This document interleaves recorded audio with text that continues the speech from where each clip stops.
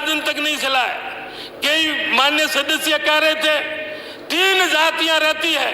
3 जातियां नहीं, राजस्थान में सैकड़ों जातियां निवास करती है और सभी रहते हैं। कोई 1, 2 या 3 जातियां नहीं, सभी रहती है। लेकिन बार बार अभी 15 दिनों से वीरांगनाओं का जो मुद्दा आया, क्योंकि यही गांव से जुड़ा है। ज्यादातर सेना में, गांवों में जन्म लेने वाले लोग या सेना में, लेकिन हम शहीदों का सम्मान करते हैं, वीरांगनाओं का सम्मान करते हैं, शहीदों को नमन करते हैं। लेकिन छोटे छोटे जो बच्चे, जो नाबालिग है, कोई राजनीति हथकंडे अपनाकर उन बच्चों का हक मारने की कोशिश कर रहे हैं, ये हम कतई नहीं होने देंगे।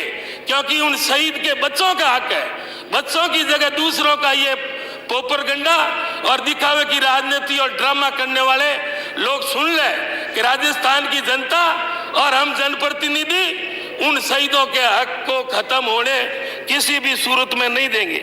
तेल मिलेगा, मिर्ची मिलेगी, शक्कर मिलेगी, आटा मिलेगा, दाल मिलेगी, चावल मिलेंगे और तमाम भोजन पैकेट जो किट जो ये पहली बार, और उनका बजट कोई 1000-2000 करोड़ नहीं, 19,000 करोड़ का राहत पैकेज आम आदमी के लिए जो सौगात माननीय मुख्यमंत्री ने दी है। सभापति महोदय, 21 में ही पूर्ण रूप चाहिए था।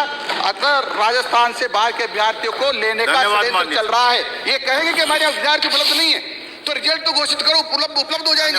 हमारे सब सेंटर खाली पड़े हैं, हमारे पीएससी खाली पड़े हैं, हमारे सीएससी खाली पड़े हैं। इसलिए मेरा निवेदन है, आपसे मेरी प्रार्थना है कि ये रिजल्ट परिणाम घोषित करें। हाँ मदन जी प्लीज। माननीय सभापति महोदय, आज ग्रामीण विकास या पंचायती राज विभाग के ऊपर मेरे ही नाम राशि वाले बोल रहे थे, शायद भूल गए हैं कि वो सब्जेक्ट क्या है, या बोलने के लिए कोई बातें नहीं थी। इसलिए जिस पंचायती राज और ग्रामीण विकास का कोई लेना देना नहीं, इस तरह की बातें हम सुन रहे थे। माननीय सभापति महोदय, आपने बोलने का समय दिया, आपको बहुत बहुत धन्यवाद।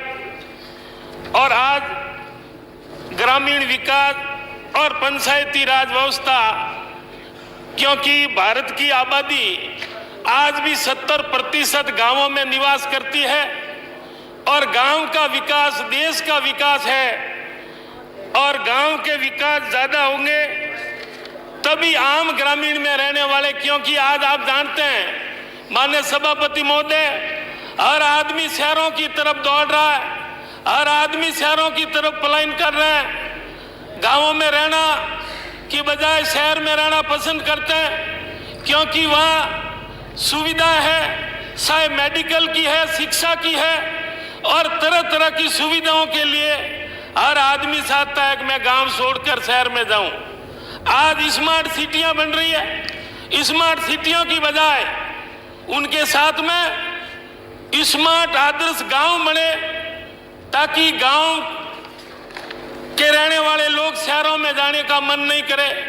और गांव का विकास ही देश का विकास है। और माने तुलसीदास जी ने रामचरितमानस में राम राज्य की कल्पना में लिखा था, देही देवी के भौतिक तापा, राम राज नहीं कहूँ ही व्यापा, सर सब नर करही परस्पर प्रीति, सलई सब धर्म निरश्रुति नीति।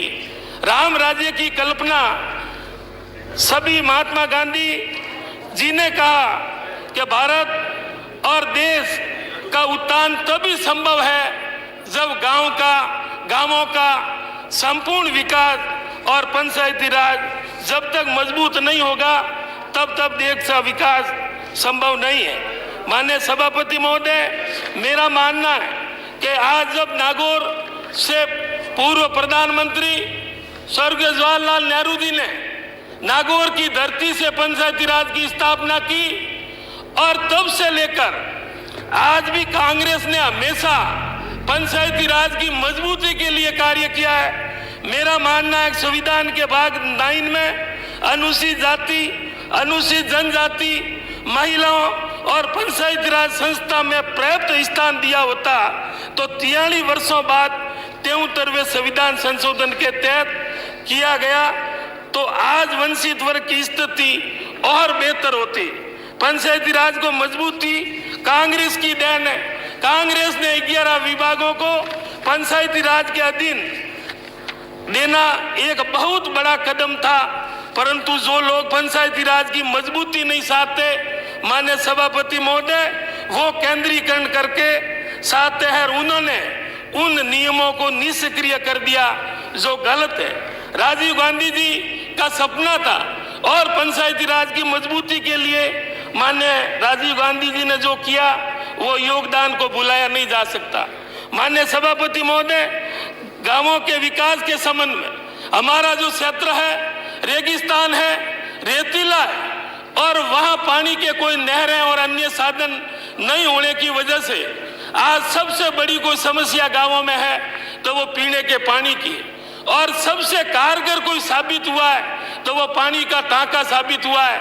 मैं मांग करता हूं माननीय सभापति महोदय, जो रुके हुए पेमेंट है उन सरपंचों का भी भुगतान जल्दी किया जाए ताकि जनता को उन पेमेंट का लाभ मिले, और इनके साथ ही अलग से नरेगा में हो या अलग सरकार विशेष फंड देके हर घर में, चाहे खेत में, रहवास में, सभी जगह कोई क्राइटेरिया नहीं, 100% हर परिवार को कम से कम एक टांका निर्माण होने से, क्योंकि हमारा बाड़मेर हो या जैसलमेर हो, अन्य तमाम रेगिस्तान में टांका के पानी को अमृत के रूप में मानते हैं और सोने चांदी और धन की तरह उन पानी को संजोए रखते हैं। तो इसलिए टांका जितने ज्यादा होंगे बने भी हैं, क्योंकि माननीय मनमोहन सिंह जी ने नरेगा में टांकों का जो प्रावधान किया, सबसे ज्यादा लाभ भी बाड़मेर जिले को मिला है,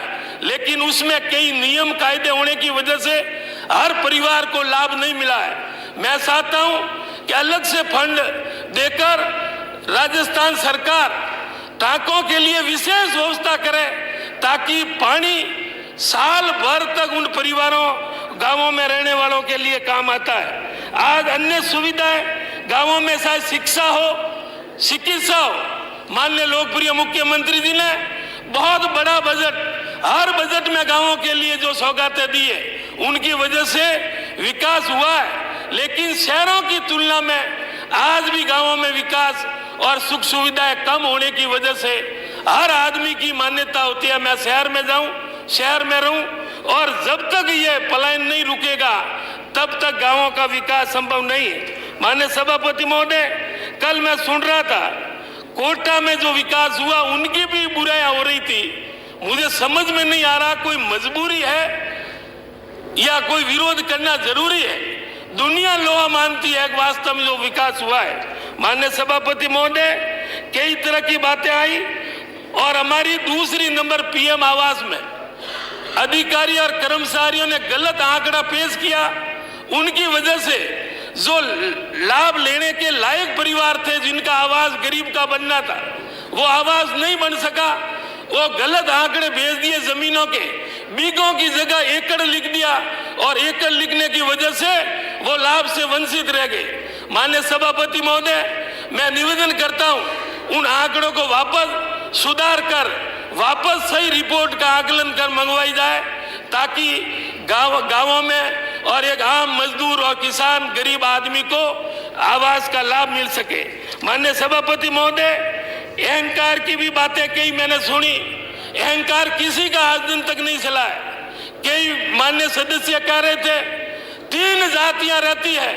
3 जातियां नहीं, राजस्थान में सैकड़ों जातियां निवास करती है और सभी रहते हैं। कोई 1, 2 या 3 जातियां नहीं।